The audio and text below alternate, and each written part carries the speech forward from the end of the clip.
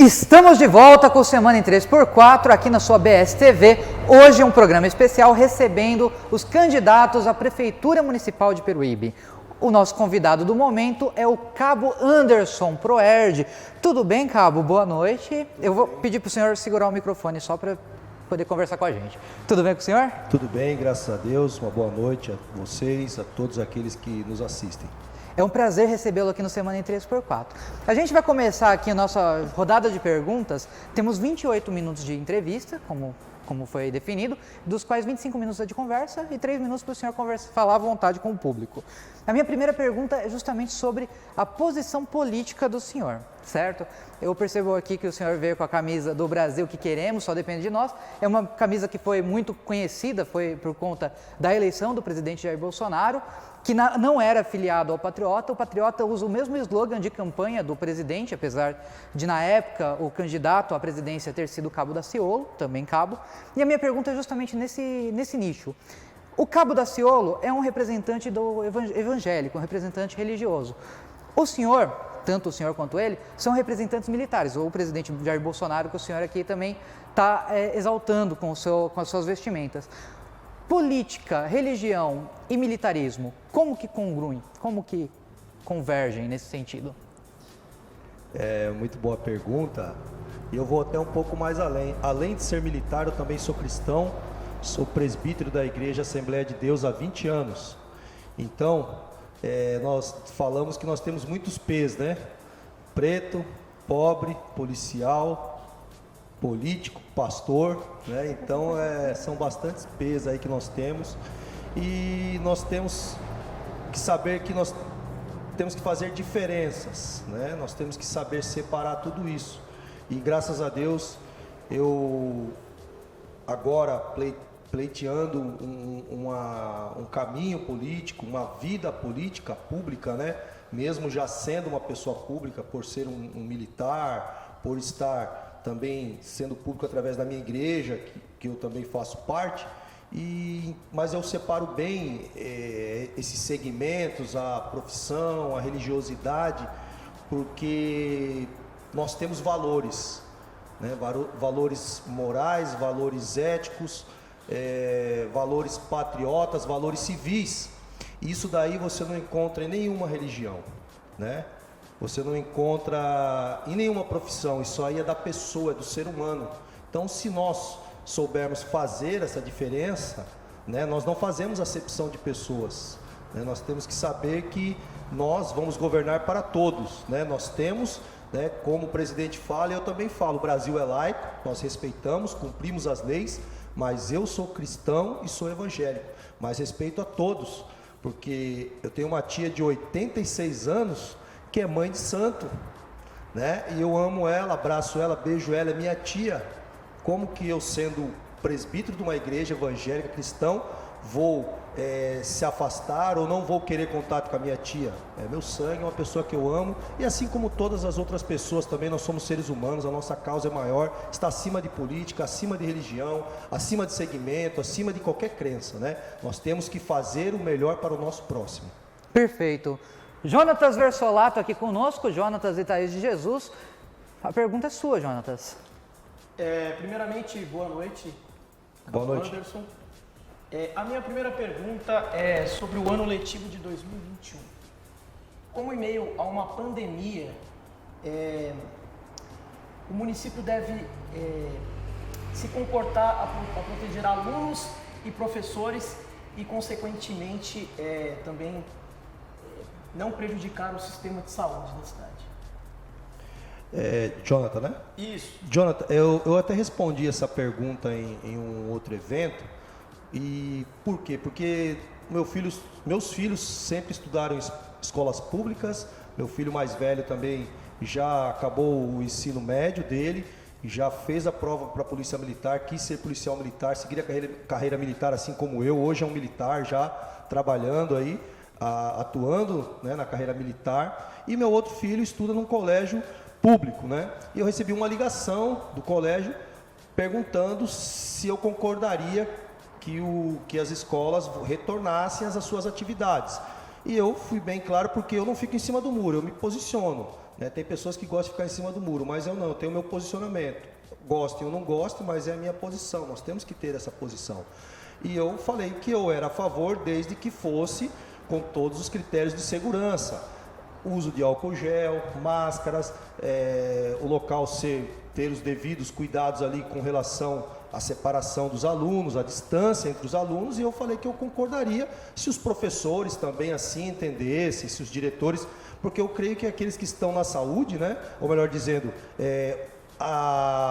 quem sabe realmente se dá ou se podemos ou não, seriam os professores, diretores que estão nessa frente aí de ensinamentos nas escolas, né? Então, esse ano, pelo jeito, nós não teremos mais, né? Porque seria agora, mas não ocorreu isso. No ano de 2021, vai ser um ano difícil também, porque como que vai ficar a situação dos nossos alunos, né? Eu creio que as atividades também foram poucas ali, mesmo que seja através das redes sociais, mas não é aquele mesmo contato do professor, está ali vendo qual é o aluno, aquele que tem dificuldade, o que não tem. Vai ficar uma situação difícil, mas nós temos que fazer de tudo para darmos um amparo para os nossos professores, para os diretores, né, para os pais também, para que os alunos retornem, porque senão nós podemos perder mais um ano e aí fica cada vez mais difícil, né? Como vai ficar a situação desse aluno que já perdeu esse ano e se perde mais um? Então isso vai causar aí problemas na nossa educação. O poder público municipal hoje tem condições de arcar com todos esses custos? De álcool em gel, de máscaras, de percepção de crianças na escola? Sim, porque são materiais que no começo o preço foi elevado até pelo aumento da demanda, mas agora nós vemos que esses materiais eles estão com preços mais acessíveis, não são materiais assim com preços estratosféricos, então assim dá para ser comprado sim esses materiais, se for o caso, como no meu caso, para estar ali na frente, levantando uma bandeira, nós podemos até adiantar um processo seletivo também de professores para estar aí ajudando os demais professores da rede pública também. Nós temos que fazer de tudo, né? Não medir esforços para que os nossos alunos possam, sim, com todo o critério de segurança, né? Eu quero frisar bem isso, que todo critério de segurança tem que ser adotado, mas podemos juntos, sim, estar voltando, retornando às aulas aos poucos, mas também temos que ouvir, né, aqueles que estão na sala de aula, aqueles que estão ali diretamente com as nossas crianças. Perfeitamente. Thaís de Jesus. Boa noite, candidato. Boa noite, quem está nos Thaís. assistindo. Candidato, a minha pergunta é sobre o Sebrae. O Sebrae hoje ele é parceiro da cidade de Peruíbe, junto com o Procon e o Paticine, né, colaborando com os micro e pequenos empreendedores da cidade.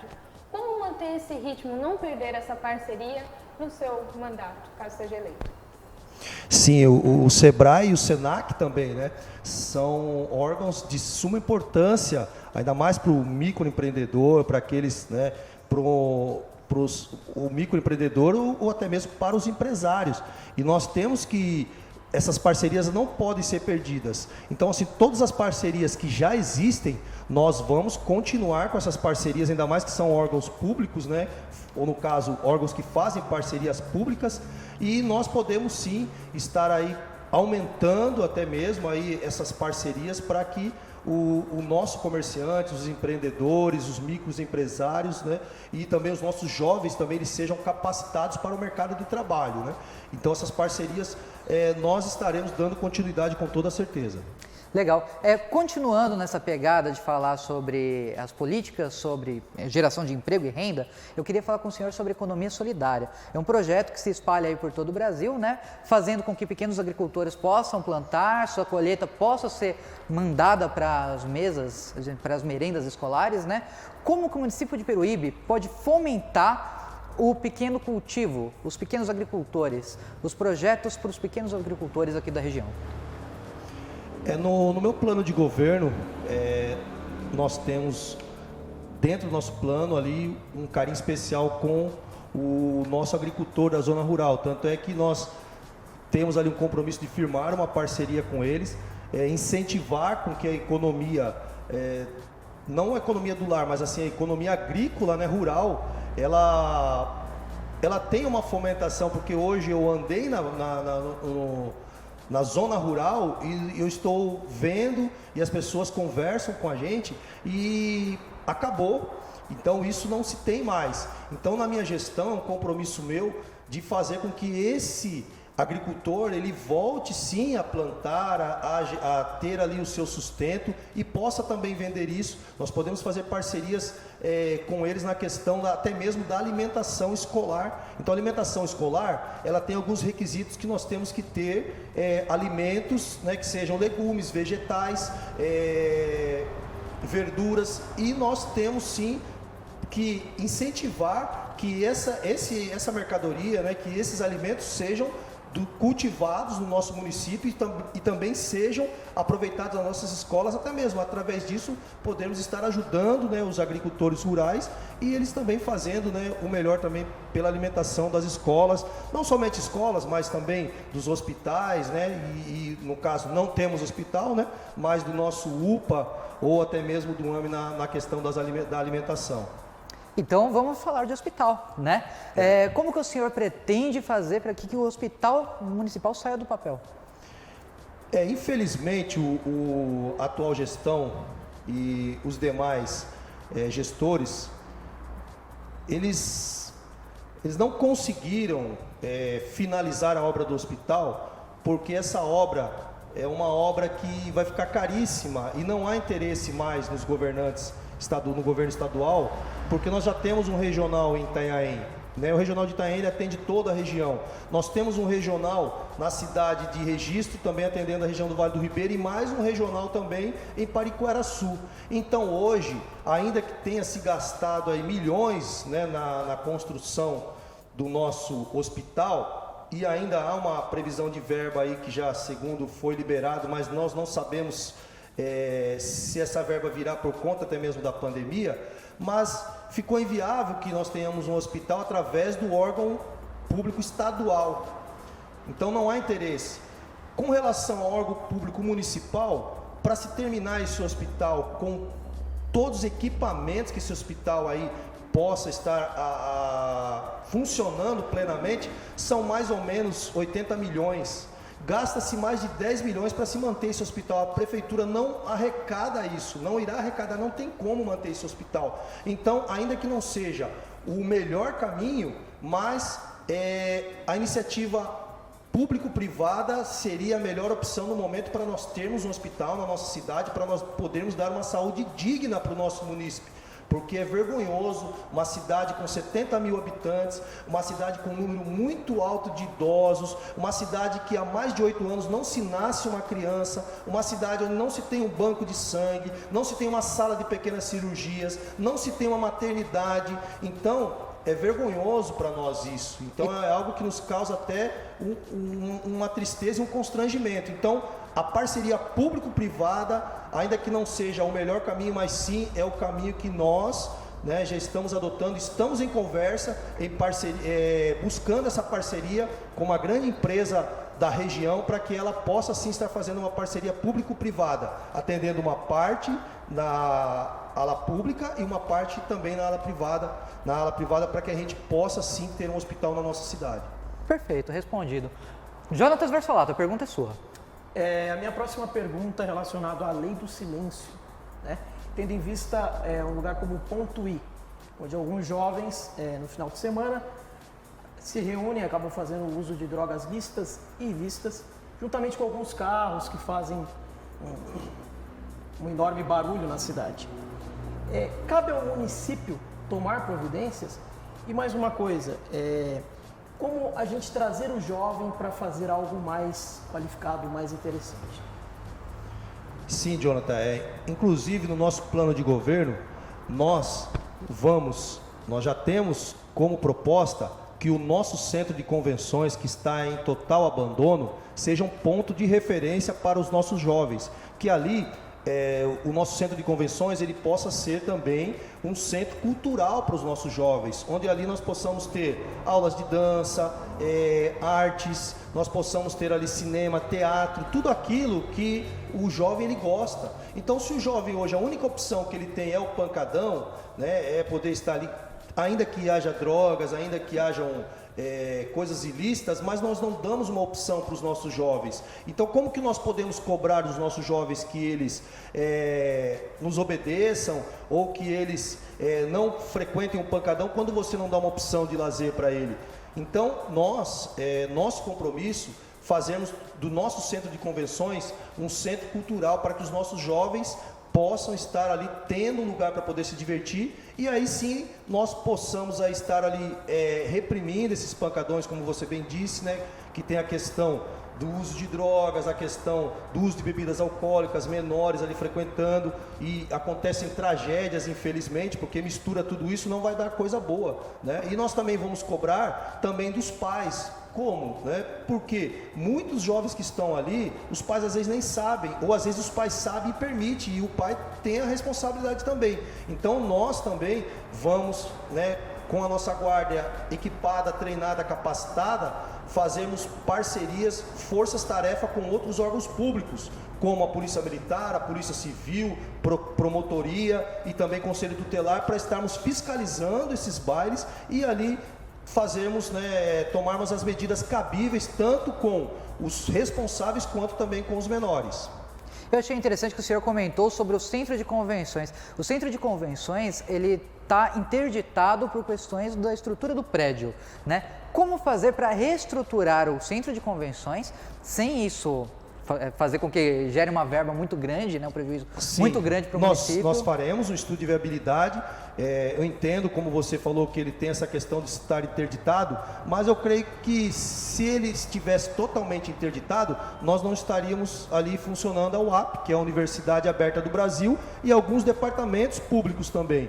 Então, nós temos a nossa equipe, uma equipe técnica na área de obras e engenharia para poder fazer um estudo de viabilidade, e aí sim nós podemos estar ocupando e também ali fazendo esses projetos no nosso centro de convenções. O senhor pretende cobrar a VCB dos prédios públicos? Nós temos que rever todos a questão da estrutura, a questão documentária de todos esses prédios públicos que, infelizmente, né, você deve estar fazendo essa pergunta porque você deve ter essas informações, que muitos estão precários, muitos estão em situações aí de abandono, muitos estão sendo utilizados, mas não deveriam. Então, tudo isso, a partir do dia 1º, nós vamos ter que rever não somente os contratos, né, que nós temos na cidade com todas as empresas, mas também essa questão não só do AVCB, dos prédios, mas de tudo aquilo, né, que esteja ilegal ou irregular. Então é meu compromisso dar transparência, e aqueles que forem responsáveis serão responsabilizados por isso. Quanto tempo o senhor acredita que demandará para fazer tudo isso com o bonde andando? Porque não tem como simplesmente interditar escolas, né? E as crianças estão lá. Como que a gente vai fazer para conseguir fazer a reestruturação do prédio, né? Exigir a VCB e não interditar as aulas, não parar as aulas por conta disso? Sim, nós temos um caso que é a escola Carmen Cleusa Pimentel, né? Que foi construída aí numa área onde teve alguns problemas, né? Nós temos casos aí também de outros colégios que foram feitos ginásios e por questão aí de não ter o AVCB também não estão funcionando. Então nós teremos que levantar tudo isso.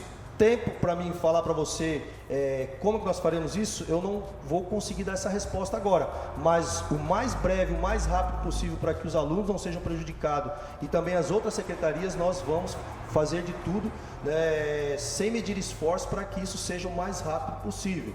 É claro que vamos fazer também, não adianta a gente querer pegar tudo e fazer tudo de uma vez só, que você não vai conseguir, mas nós vamos analisar os casos mais difíceis, aqueles casos que estão aí, que realmente, né, através dos responsáveis, né, que serão os arquitetos, engenheiros aí, e nós vamos analisar caso a caso para nós podermos sim dar uma providência sobre tudo isso. Perfeito, perfeito. Thaís de Jesus. Já que estamos falando de educação, né? Uma das suas propostas de campanha é trazer uma escola militarizada para Peruíbe. Eu queria entender qual que seria o diferencial dessa escola em relação às outras escolas. Como que seria? Seria ensino fundamental 1 e 2, já que essa é a obrigação do município, sendo que o restante é a obrigação do Estado? Ou seria uma conversa com o Estado?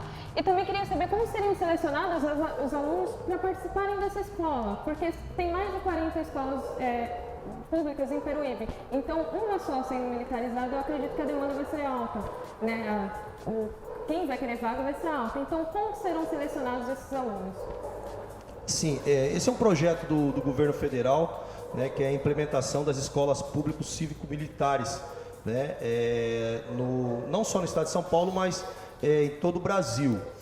O meu sonho é que nós tivéssemos aqui em Peruíbe uma escola militar, cívico-militar, para ensino fundamental 1, fundamental 2 e uma também para o ensino médio. Quando se fala de ensino médio, aí entra na questão de estado.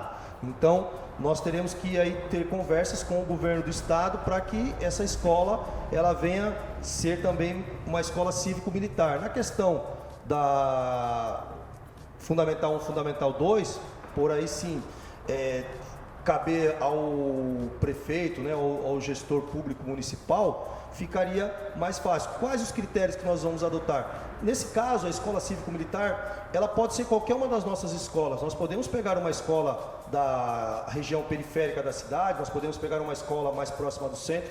Essa escola, ela vai funcionar com a diretora, a questão pedagógica é toda da escola. Então, assim, cabe aos militares ou aqueles que estiverem ali trabalhando nessa função, apenas estarem colocando ali para os nossos jovens, realmente, olha, você tem que cumprir algumas coisas, é como que se você colocasse as regrinhas que você coloca em casa.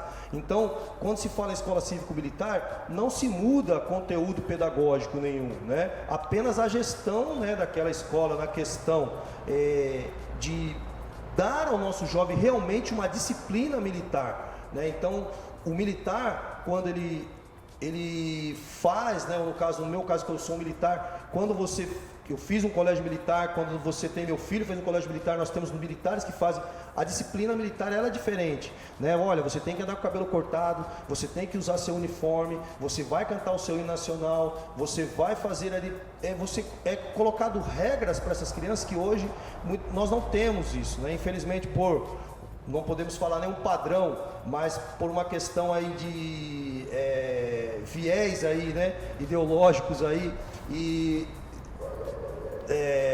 de educação, nós acabamos perdendo aí algumas coisas que estão fazendo falta para nós hoje. E na questão militar justamente é isso, é você colocar ali pontualidade, você colocar ali critérios para que aquela criança saiba que ela tem regras para ser cumpridas, né? E isso aí é uma coisa que ela leva para o resto da vida. Se você perguntar para alguém hoje que ainda que seja idoso, que tenha servido o exército há 20, 30, 40 anos atrás, ele guarda muitas coisas e ele leva isso para a vida dele todinha, né? Ainda que ele não seja um militar de carreira, ainda que ele possa ter seguido um outro segmento, uma outra profissão, mas muitas coisas ele aprende no militarismo e ele leva aquilo como regra para o resto da vida dele. E são coisas boas que ele pode até passar para os filhos e netos também.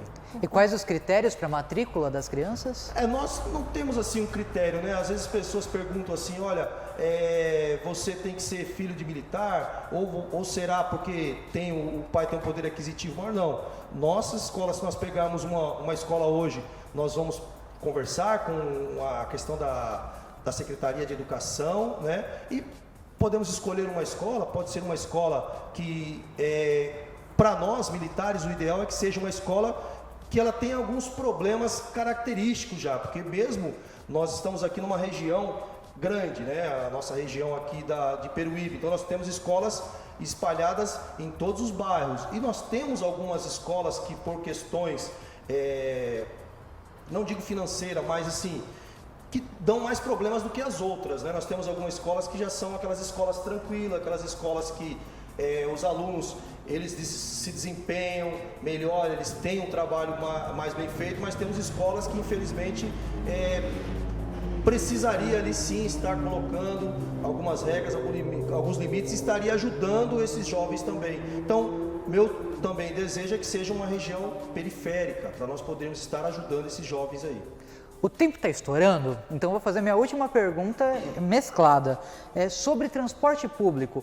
Como organizar transporte público numa cidade do tamanho de Peruíbe, mas que não tem um contingente habitacional tão grande assim? Se não adianta colocar várias linhas para o Veneza, que não vai ter público suficiente para poder atrair todas as linhas do Veneza.